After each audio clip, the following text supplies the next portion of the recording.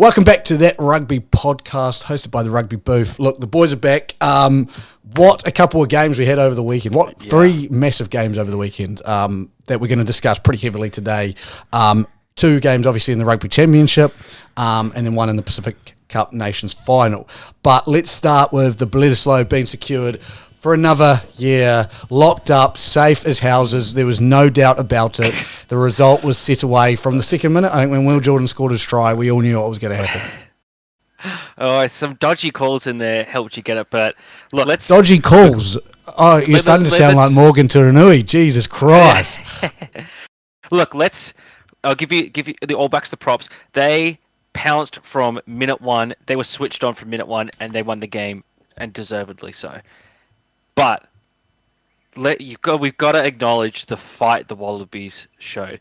Years gone by, the Wallabies getting into that kind of a hole would just fold, and the scoreline would be... I mean, we would have seen what we saw against Argentina, right? This is the difference 2 weeks makes. This is the difference 2 weeks of getting their Schmidt pushed in can make to a team.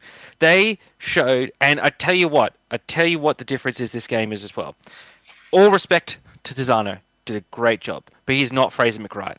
Fraser McWright is becoming Michael Hooper. He's becoming that talismanic leader. Doesn't even need to be a captain to show that leadership. He and Harry Wilson are a great combination, right? Harry Wilson provides the verbal captaincy. He's been a great captain. I think he's locking that position up. But Fraser McWright has got the play of Michael Hooper, or getting to that level. You know, he's pulling off some extraordinary plays like that.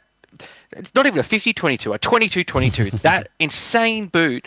Look, that's the difference. That is when you have your talismanic leader on the field leading the way. That's the difference. That he is the heart of this team.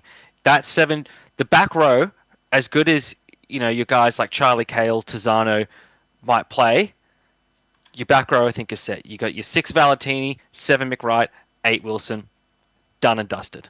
But yeah, look, the fight that this team showed to make it all the way back, and to on the last play of the game to still be in there, and look, let's not go too much into if there was a high tackle at the end or not. That can be debated back and forth endlessly. There's endless amounts of calls that went both ways during the game that we can debate about. The fact of it is this: the Wallabies didn't show up until 15 minutes into the game.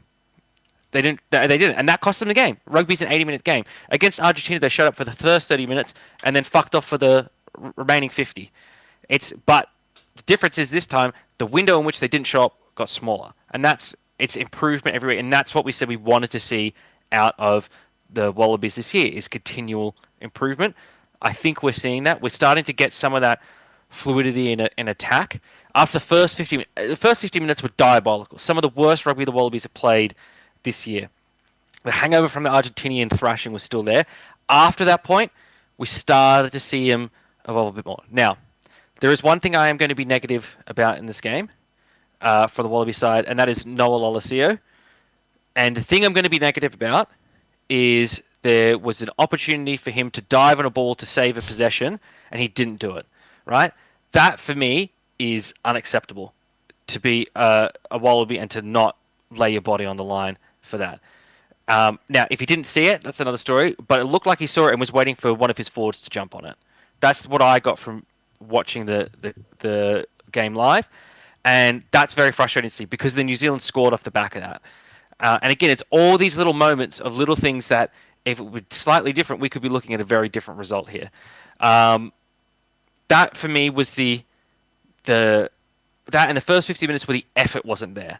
Like, I don't know what switched after that 15 minutes, but that first 15 minutes, effort was at an all-time low.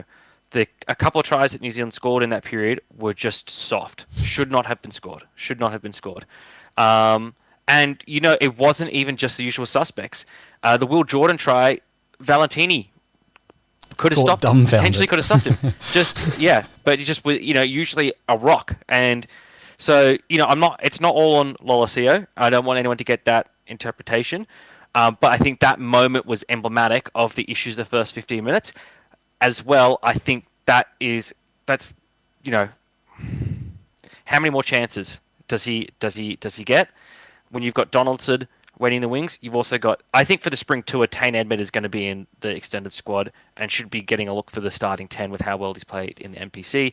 But with all that being said, Jeremy Williams not being a very tall second rower and then getting white line fever and giving away a penalty, which, if Australia had gotten that, would have made the difference. All these things, all these different parts that still aren't working together, they still were within 3 points and had possession at the end of the game, had a possibility to win the game. And I think for a squad that last year bombed out of the World Cup, didn't make it out of the group stage, just had a historic defeat at the hands of Argentina, is pretty impressive. It's pretty impressive to show that turnaround. Two things can be true at once, and I've seen this a lot, right?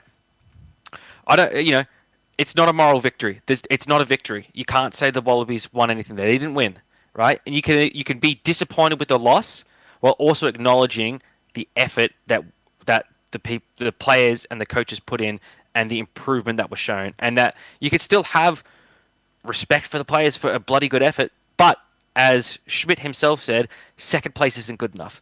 No such thing as first and second place. There's a winner and a loser, and the Wallabies were the loser in this game. So there's still a ways to go. But for Schmidt's first Bledisloe, not bad. Yeah. Look, I think that's a fair judgment of the Australian performance. Like, it was... That game, to me, literally could have been 50-48 type thing. Like, the amount of both tries that the teams bombed, as you talked about, Jeremy Williams, the opportunities that were there. It was attacking rugby, so it was a fucking awesome game. I'll give it the credit due. There was a lot of attacking rugby, but as I said on last podcast, you said it was going to be a 20-point one. I thought it was going to get to the 30s, as we saw. The defenses in both teams is just something to be questioned, and it's... For you guys, as you said, it was the effort and the missed tackles or the poor decisions as well that came from it. For the All Blacks, I don't know even what to do with it, because that first try off the back of the line out is just people when they're not in the right places. Sam Cane missing a tackle off a maul that, Sam Cane has made he's made a career out of making those tackles. So I just kind of started to go, look, we haven't quite got this right. Now there's an obvious massive gap in the All Blacks rugby at the moment, and it's normally one of our strongest points. But it's once the clock turns from 59 to 60 minutes, and all of a sudden all hell breaks loose, and the All Blacks go into the shell, and they're like a fucking turtle, and they go, we can't afford to lose games now. And, the whole Rugby Championship, we have yet to score a point after the 60th minute mark. And as well, normally New Zealand is killer either side of halftime. Straight after halftime, it was nothing. And I was saying to my family, because it was my brother's 30th birthday, but most of us were glued to the TV. I said, New Zealand has got to be disappointed with only scoring 3 points in the second half. Like, that is we say un-Australian a lot. That is un-New Zealand. Oh, 100%. Un-New Zealandish. But that was a crazy thing. Like, so the commentators were bemused as well a bit about Australians' defensive setup and their defensive plan, because, as I think everyone was, because Australians' defense up to that point, and take away that, the 50 minutes in Argentina, had been, we're going to come off the line hard, we're going to hurt somebody. Yeah. And every game I'd watched, and as they said, it wasn't like I can't remember who it was, one of the commentators who said, I don't think this is as much as a Australian, like a player issue, as it is we've decided this is the game plan and we're going to hold off a little bit, because he did seem to hold off and there just seemed to be spaces wide. And then the second half came around, and as you said, it was like if they went, actually, that's not working, let's do this, which is, I always think that's, as you said, it's a sign of a really good team that can go, what is going wrong, and fix it as quickly as the Wallabies did. Now, again, I mentioned Morgan Turinui because, God, he got on my nerves because every single decision apparently went against the Aussies.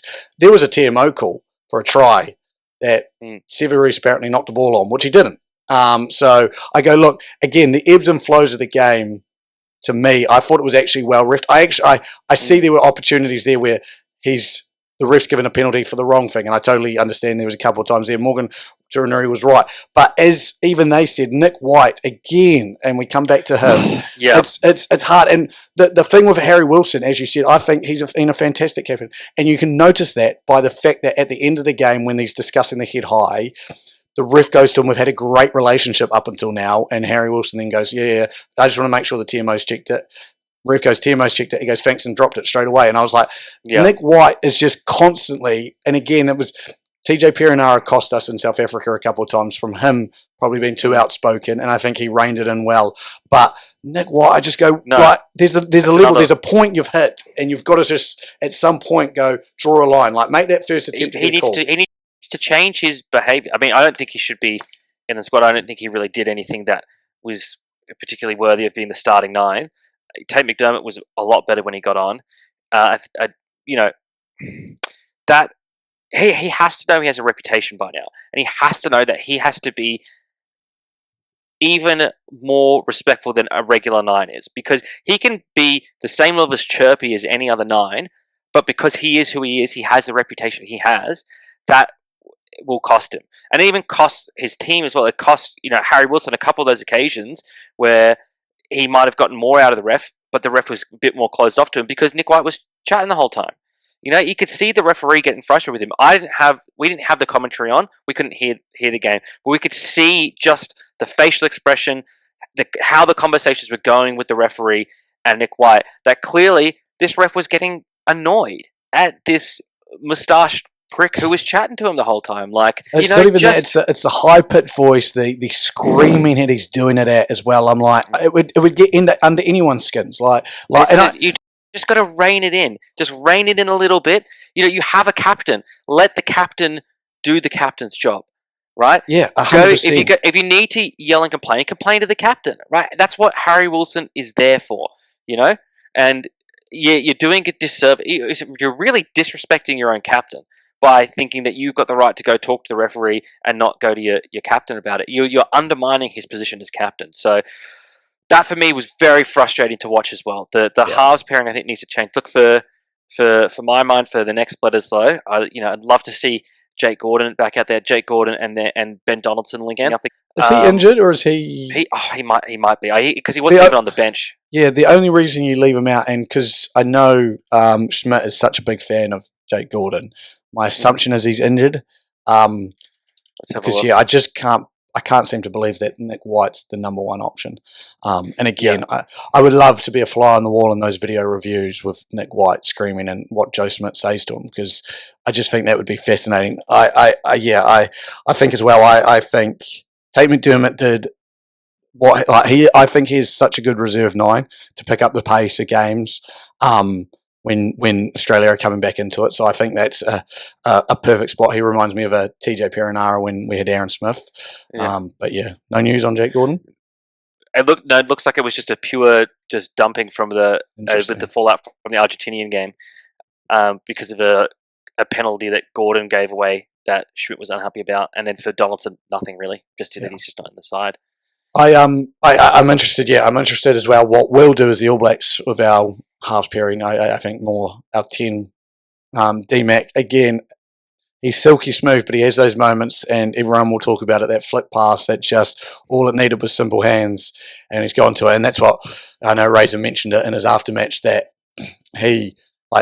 that's the best part of who D-Mac is his flair and his instinct nature to go and do those special moments.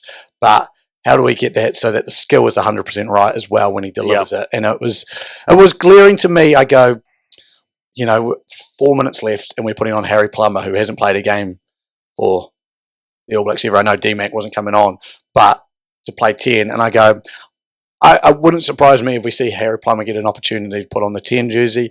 I also think, and we're going to talk a bit about it, the Springboks, you saw Manny Libbok struggle again, especially with the boot in hand, and I go, look, D-Mac hasn't been perfect with the boot this Rugby Championship. We were looking at potentially losing another game, again, blowing it, a lead that we had.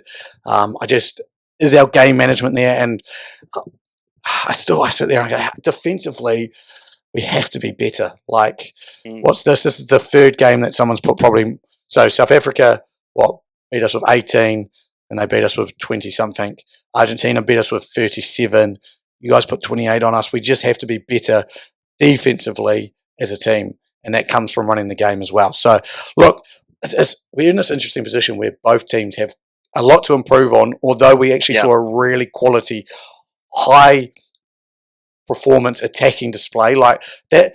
It showed me, and as I sat there and watched it, I go, this is why both of our teams struggle against South Africa as well, and even you more so, because we probably do the attacking flair slightly better. But it is in your nature to be attacking and to have that flair and to do that. And that was Australian rugby to me out there. And I know David Campese is a big talker of, get the backs running those backline moves. And you saw it even off the back of that line out, although it wasn't a backline move. It's a move and it's a set play and you're playing off that. And even Callaway had his touches. I go there. It is. You look at Corbett, who I think was probably one of the worst out there on Saturday, and I go, it's interesting, we are not, only picking really local talent, and that local talent is delivering.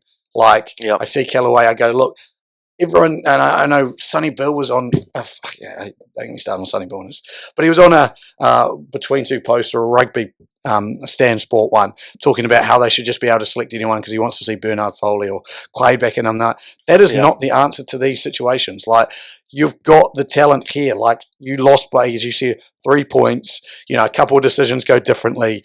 It's game on the line type stuff, and we're talking about a famous win. And you're sort of sitting there talking about, and I just go, the worst player to me was Corbett, and he hasn't been that great in a uniform. And I go, there was lots of talks when Artie came back from Japan, like, are these players better when they return, when they left? I'm like, I don't know if they are. And as bad as we've bagged on Super Rugby, I just sit there and go, I'm interested. What do you think with the international players? Look, I mean, it's hard to say because in the World Cup, Skelton was our best forward probably, and I think at the time he was right, he'd be a valuable addition to this team. Like he and Lukan Salakaia-Loto, who, look, I have to mention, because at the start of the Rugby Championship, I didn't think he was playing that well, but he's become a key player. He's really grown into his Wallabies jersey, like big time. He, that charge down he had, like just the key moments and the toughness he brings, just he has elevated his game big time. But imagining lock pairing, or imagine having one on the field, one on the bench, and then swapping them out. Like Skelton for me, it remains the. This is the ideal version of a player who goes overseas and you can bring back and has improved and can play well. Corbett was that. I think he's starting to drop. Age is catching up with him, type thing. Which happens to all the players. It's definitely not an effort thing, because his effort is 100%. His effort is 5% more than everyone else on the Wallabies team, I think. Maybe apart from Bell, like who runs as if every run is his last run. So look, I think the effort's there from Corbett. I don't think it's even a skill thing. I think it's just the fact that he's aged. So look, it is. I think as much as I don't agree with Sonny Bill's reasoning for it, but I do agree with his outcome, that the selection policy should just be open, because that's what South Africa has. South Africa has open selection policy, and these players come back and play well, and it is. I think it puts more pressure on your Super Rugby players. If you're sitting there in Super Rugby, you're like, I'm having an easier time of making the Wallabies than someone who's gone overseas. Whereas it is unlimited selection from overseas, you would feel more pressure because there are more people competing for your job. There are 23 spots on game day, very limited, and very limited position, and within your own position of roles, there's fewer. So there's 2 halfbacks that get selected, right? So you feel that pressure more, I think, with that. So it's got multi benefits. I don't agree with Sonny Bill's reasoning for it, though, where these players are definitely better than what they've got on the pitch now. No, I don't think they definitely are. But I think they provide something. They can provide something. They just provide that depth. They provide extra competition. So disagree with his reasoning. Agree with his proposed solution, though. Well, Viva Los Pumas, baby! South Africa Yes. go down. Oh, you got two of the We're happiest all- men on the podcast because South Africa finally took an L. and we got Yeah, look. new number one team in the world here, Ireland. Yeah, You now know, you're no I longer. got this jersey 13 years ago in the Guinness factory in Dublin, and today is one of the few times I've ever worn it because I haven't really had a reason to, but now I do. You know, Ireland taking their number one spot, Argentina beating South Africa, giving us a reason to actually care about the Rugby Championship now. It is historic because this is the first time in their history that Argentina has beaten all three Rugby Championship teams in the same calendar year. For everyone that was saying, "Oh, Australia only beat Argentina by 1 point," blah blah blah, it's not real good for the Wallabies. They're a top team in the world. They beat South Africa. They beat New Zealand in New Zealand, right? This is a good rugby team. No longer are Argentina the minnows of the Rugby Championship. No longer are they there to just make up the numbers. This is a competitive team who is going for the win, who is competing for the title, and who, more importantly, beats South Africa. Which who isn't going to be happy about that? Was the South Africans Incredible aren't going to be scenes. happy about that? Yeah, well, we don't really care about what they think anyway. I mean, just amazing for rugby as a whole. It's a good result. It's a good result for rugby as a whole because it, you know, as as cool as it is to have these immortal teams that no one can touch, and it's great for history stuff like that. It makes the game more interesting when they can get beat, or it makes the game more interesting when they do get beaten. So, look, it's happy times. As much as we are reveling in the South African loss, we also have to recognise the Argentinian win and the growth that this team has had. Similar to what I said about Lukan Salakaia-Loto, this team, just over a longer period of time, by being exposed to these teams, Argentina's got better and better and better. And you and South Africa are now fucking them by doing your shitty little tour things. Argentina sitting there like, what's going on? You know, now, but we've seen clearly the improvement that Argentina has had by having yearly exposure to three of the best teams in the world. And now they're only going to get that every 2 years, and then every 4 years it's only going to be a sort of half complement of that. They're supposed to get a World Cup in that year as well. Australia looks like they're making other arrangements. Argentina are left a little bit out in the dirt. So you've got to feel bad for them. And when they're having their best year of rugby, they get stabbed in the back. No, not stabbed in the back. Look, we'll find something for them. Like, we'll send Wales over there on a tour. We'll get something for them. Look, here's the thing. Let's start with the game before we get into what's next for Argentina. I didn't watch it live, but I saw the results, so I decided I had to go and watch it back. You wouldn't have believed it after the first 20 minutes that this was going to be the result. Like, the way the South Africans came out, it was all business, job to do. We're going to win this game and take home the Rugby Championship. What excites me is this Argentinian attack is... I don't think it's something we've ever seen before from an Argentinian team. And I know everyone talks about Argentinian flair, and they're ruthless on the field. Like, they really don't give a fuck. But their attack is at another level. Like, to put 60 odd points on you, to put just about 40 on us, to put, in the space of what was like 15 minutes, they had put 3 tries on South Africa, which no one does. So, yeah, as you said, like, I don't think this is, again, such a South African issue as it is how good are Argentina right now attacking. You can't take a 17-point lead against Argentina. Trust the Wallabies fan. 17-point lead against Argentina, you may as well have signed your own death warrant. Yeah, and that's crazy to me because you're saying that now. You also would say you can't give the South Africans a 17-point lead.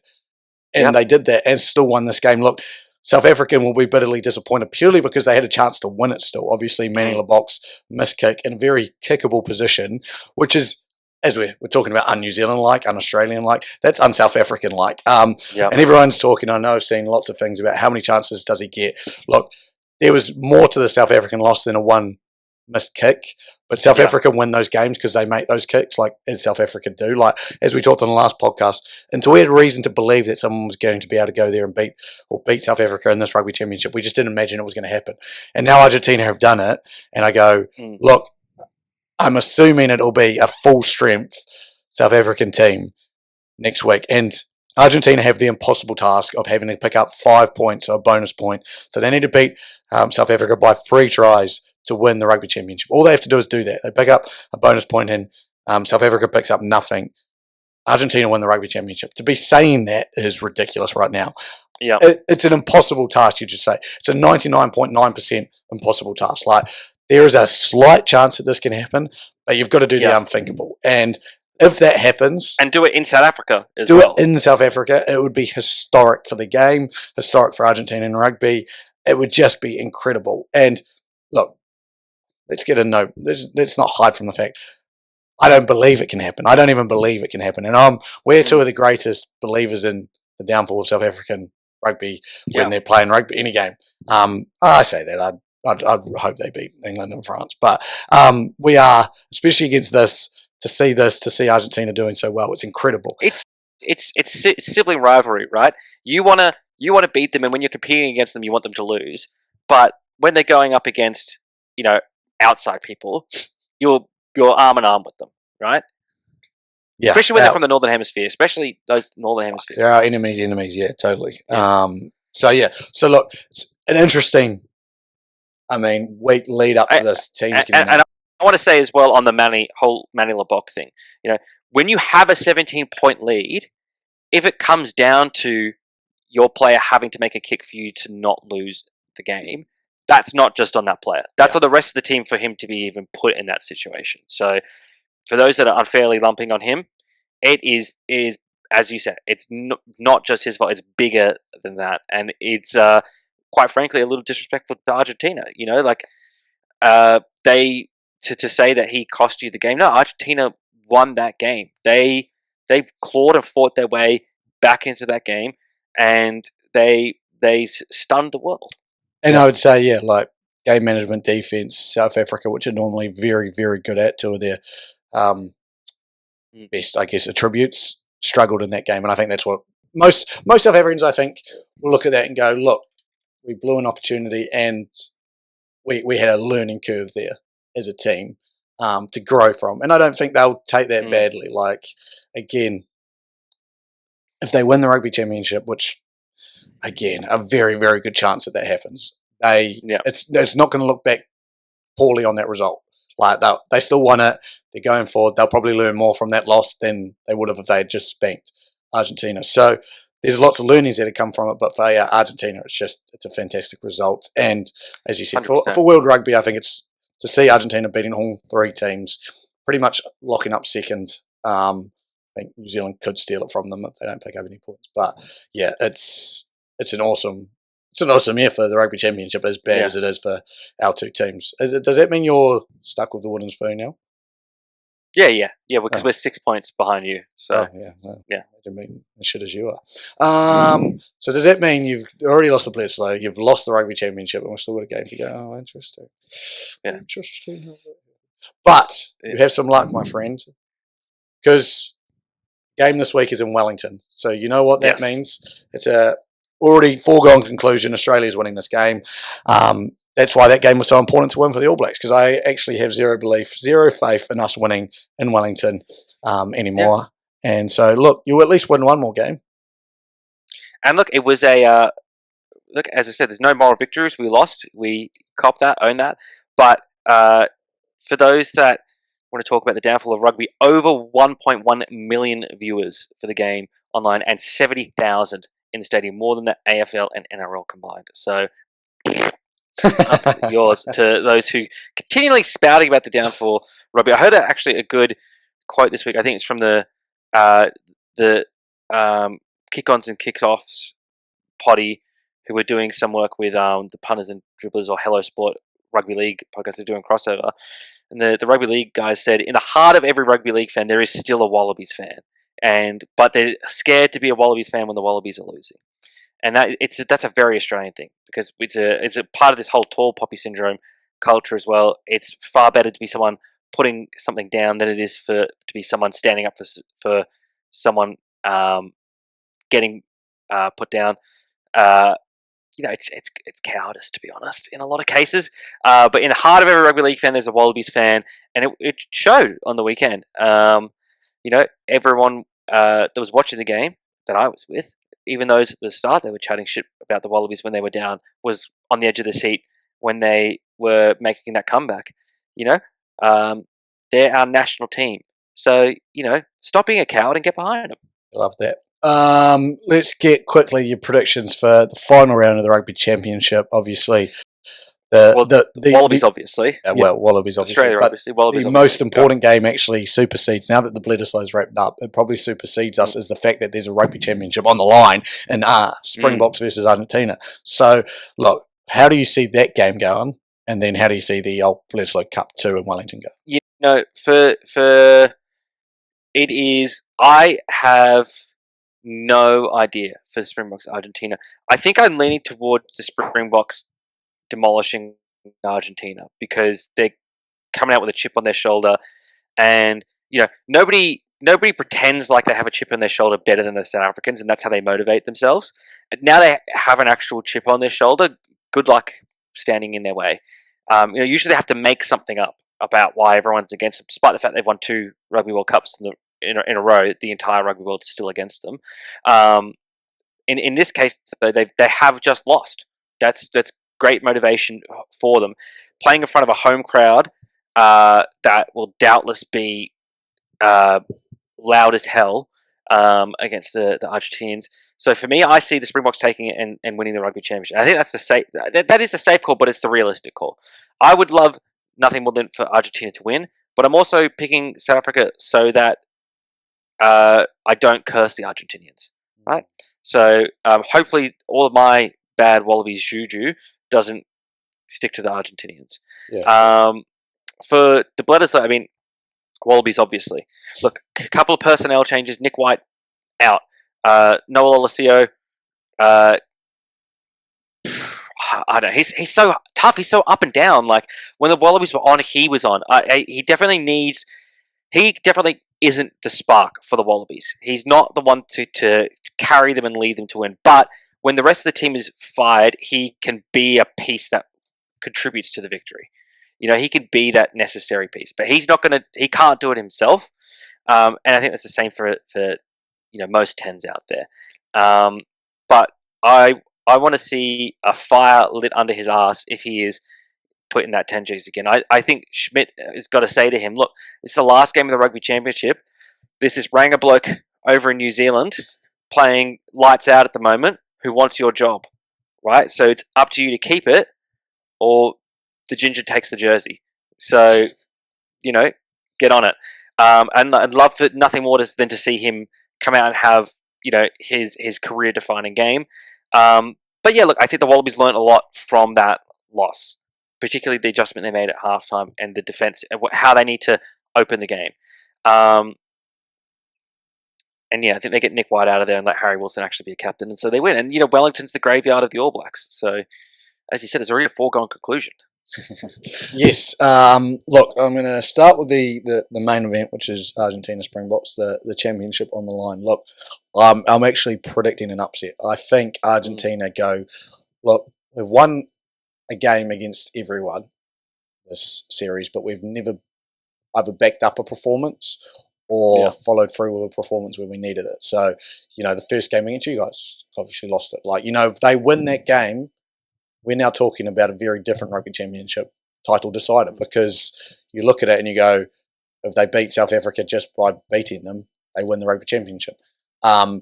They obviously smashed us in Wellington and then went and got dicked. So I go, they want to say to the world that they can back it up. Now, I don't think they get the 3 tries advantage, but I think it's a close game again, and I think they eke out a 2 3-point win in South Africa for a very famous victory. I think they're going to be buoyed by the result they just got. I think, as you said, I think South Africa are going to try and go in with a point to prove, and I think they're going to try and overplay their hand a little bit too much, and I think Argentina snipe on that, and they steal one. In the end, I think South Africa still take home the Rugby Championship. I don't think there's a possibility in this world that they score 3 more tries than the South Africans. I would be very surprised, but it could happen. But I see it being a really tight game, and I don't know why, because I actually think yours is the more logical. Look, South Africa haven't backed up a performance. They haven't shown us the ability to put like two performances as good as it is together. But what I've seen from them, when they get going, they're hard to stop. They are, as you experience very much so, as I've experienced at home. I think if they can get going in this game for a portion of it, talking about the Argentinians down, not the South Africans, right? The Argentinians, yeah. Yep. I think it's just going to be one of those ones that they get away and South Africa try and play catch up, and it's just a step too far as they did in Argentina. So look, it would be another famous victory. I don't know. I imagine Argentina haven't won a lot in South Africa. I'd be very surprised to know when the last time that was. But look, I see that happening. One final game, the Pacific Nations Cup wrapped up. Samoa beat USA in the third and fourth playoff, but Fiji absolutely dominated Japan to win 41-17, win the final. Not only did they do that, they only conceded in the whole tournament 7 second-half points, and it was Japan who scored in the final minute of the final. Yeah. So to sit there and deliver those performances, again, I think there's a man who's going unsung in the coaching world, and that's Mick Byrne, who led the Drua up until this year and led them obviously from start all the way to the finals in that second year, has now taken over Fiji since their World Cup, which was a very successful World Cup. And he's got a very good squad, but he's backed it up, won a Pacific Nations Cup without losing a game and delivering performance after performance. I seriously think when we get this Rugby Nations, whatever it is, World Rugby Challenge, whatever it's called, Rugby Nations Cup, whatever it is, that Fiji and Japan are more likely going to be involved in. Fiji are going to really push a lot of good teams. Yep. They are looking like the next Argentina to me, where they will push those good teams and start to beat it. I know they didn't beat New Zealand, but again, you look at it now, I think if they played New Zealand now, I think it would be in a different story where they are at and their performances versus the performances we have. I think Fiji are a fascinating team to watch growing. The only thing that will stop them is their internal powers, because you saw their captain come out and say there was some issues with payments during the Rugby World Cup and this and that. Yeah. Internally, Fiji tend to love to hurt themselves. So that may be the only thing to stop them. But the team and the coach that they've got at the moment, very, very good. Yeah, get him in the Rugby Championship. Get him in there. Expand it. We'll have our own Six Nations, Get Fiji and Japan in there. Yeah, I love the idea. Six Nations with blackjack and hookers. Yeah, I think it could be one of the better ones. But yeah, we'll see how that flows. And I don't know if you saw, again, the Rugby Championships Instagram where it flowed this weekend because they put the Argentinian team under the South African team and the South African team. Yeah, I did see that part, yeah. And it's just like, can this go any worse? Can we be any worse? Like, it can't be this bad. It was left up there for like 15 minutes into the game. Like, it took them so long to figure it out. Because there's probably one social media intern that's got the access to the account, and that's it. No one with actual any power has access to it. But they just send a message, a Slack message or something. Oh, you get a graphic going. Put some stuff about the teams on it. Whatever. Don't just post it. Don't send it to me.